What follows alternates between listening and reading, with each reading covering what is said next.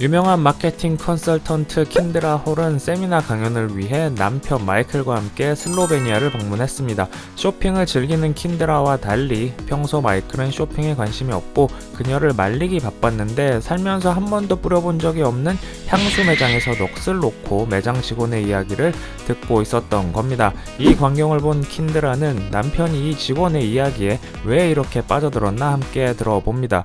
1937년 한 젊고 잘생긴 미국 대학생이 프랑스 리비에라 지역을 여행 중이었어요. 그는 그곳에서 알베르 푸케라는 프랑스인을 만났죠.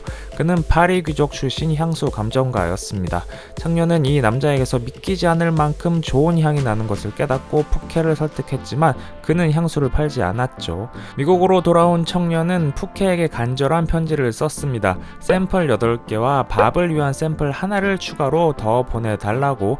마이클은 매장 직원에게 물었고 직원은 밥이 그 청년의 동생이었다고 알려줍니다. 그리고 그 청년의 이름은 존 또는 제이라고 불렸다는 것도. 이어서 직원은 바로 청년과 동생의 이름을 알려줍니다. 청년은 존 F 케네디, 동생은 로버트 케네디였다고.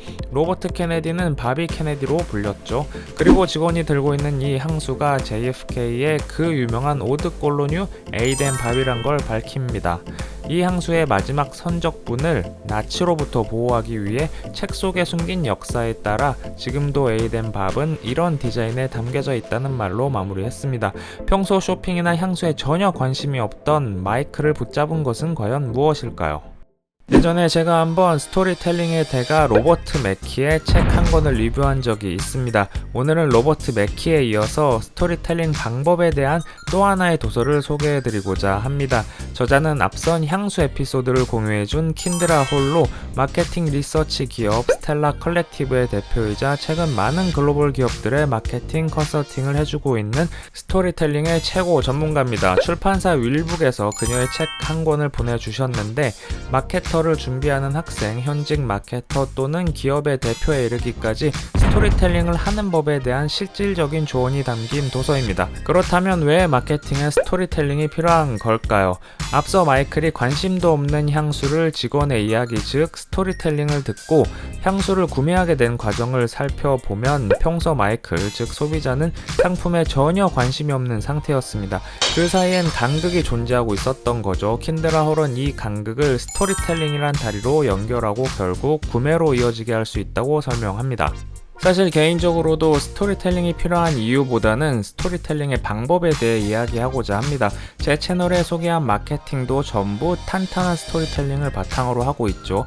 몇몇 병맛 광고들은 빼고. 자, 그렇다면 킨드라 홀이 주장하는 스토리텔링의 4가지 요소는 무엇일까요?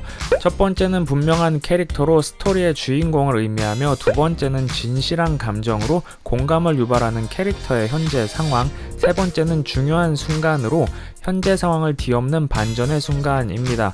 마지막으로 네 번째는 구체적인 디테일로 스토리에 몰입하게 만드는 장치들이죠. 킨드라 홀은 그녀의 책에서 이 4가지 요소를 갖춰서 스토리텔링에 성공한 여러 브랜드의 사례를 설명해 줍니다. 하지만 저는 최근 가장 감명 깊었던 나이키의 신규 캠페인 플레이 U의 한국 광고를 킨드라 홀의 논리로 분석해 보고자 합니다. 이번 나이키 광고는 스포츠의 새로운 미래를 제시하는 플레이 U 캠페인으로 최근 본 한국 광고 중 가장 대담하고 인상 깊었습니다. 성적 만능주의로 인한 체벌, 폭행, 폭언이 만연한 한국 체육계의 뿌리 깊은 가불관계를 정면으로 비판했는데 매우 강력한 스토리텔링으로 제 마음을 움직였습니다. 4가지 스토리텔링 요소로 이 광고를 짚어보죠. 이 광고의 주인공은 체육계의 학생들입니다. 킨드라 홀은 분명한 캐릭터가 꼭 영웅이나 능력자일 필요는 없고 가장 중요한 것은 우리의 공감을 이끌어내서 감정을 투영할 수 있어야 한다고 강조했죠. 근데 이 주인공들이 겪고 있는 상황이 나의 학창시절과 별반 다르지 않습니다. 그만큼 이 패단은 세습되어 온 겁니다. 그래서 이들의 이야기는 우리에게 충분한 공감을 이끌어냅니다. 이번 플레이 뉴 캠페인엔 최우식, CL, 페이커 등 여러 셀럽들도 동참했습니다. 하지만 이들을 중심으로 광고를 찍었다면 기존과 다르지 않은 스토리텔링이 되었을 거예요.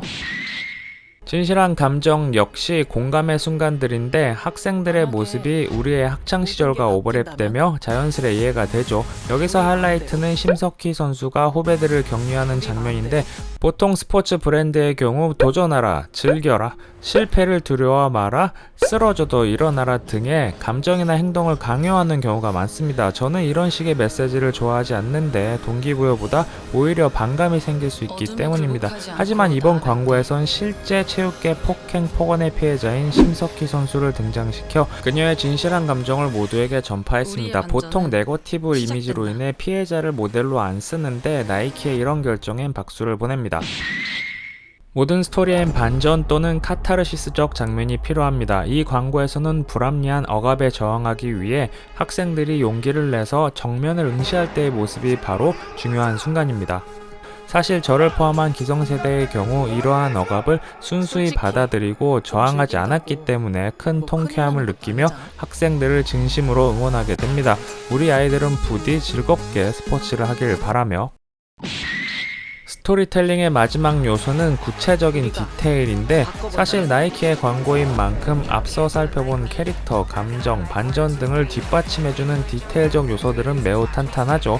보통의 광고들이 쨍한 색감과 라이팅을 쓰는 것에 비해 이번 광고는 일부러 톤 다운시킴으로써 최대한 우리의 일상생활처럼 느끼게 만들었습니다. 모델 음악은 말할 것도 없고 이런 환상적인 연출도 스토리에 감동을 더해 주었습니다.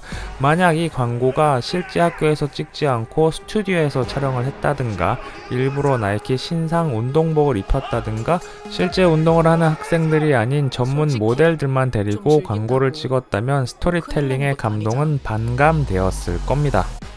오늘은 스토리텔링 전문가 킨드라 홀의 도서와 이론들을 가지고 나이키의 신규 광고를 스토리텔링적 측면에서 살펴보았습니다. 이 책에는 스토리텔링의 4가지 요소 외에도 고객에게 상품의 필요성을 전하는 가치 스토리, 기업의 비전과 투자 가치를 전하는 창업자 스토리, 임직원에게 동기를 부여하는 목적 스토리, 그리고 고객의 사용 후기를 활용하는 고객 스토리 등 스토리텔링의 4가지 종류도 담겨 있습니다.